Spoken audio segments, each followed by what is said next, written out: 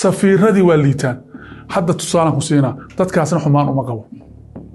laakiin wadanka ka weyn saddex watan oo veto ya ayaan u dirna dadaan weligood diblaabsan ka soo shaqeynaa safirka weligood diblaabsan ka soo shaqeyn khibrad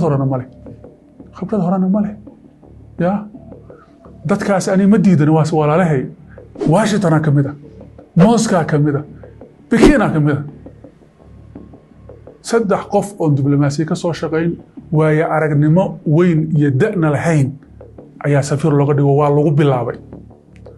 ma dhacda adduunyada taas wax dhaca maaha xumaan uma qaba aniga laakiin dadkaas oo kale waxaa lagu bilaabaa political appointee way moogtahay wasaaradda arrimaha dibadda kama socdaan waa la ogol yahay laakiin waxaad ku bilaabay wadan seerisi ah kadib waxaad keenay wadamada B ah oo sida Addis Ababa iyo Qaahiro oo hay'adu isugu yimaadeen jaamacadda Carabta meel joogto waxaad keenaysaa Addis Ababa kale oo meel African Union waa dalacsiinay waxa u dalacsiinay Geneva kale u dalacsiinay iyo maxaa la yiraahdaa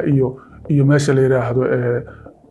waxa u dalacsiinaysaa Geneva iyo meesha la yiraahdo Vienna kale oo isugu yimaadeen ururada adduunyada isugu yimaadeen kadib waxa la geeyaa wadamada veto kale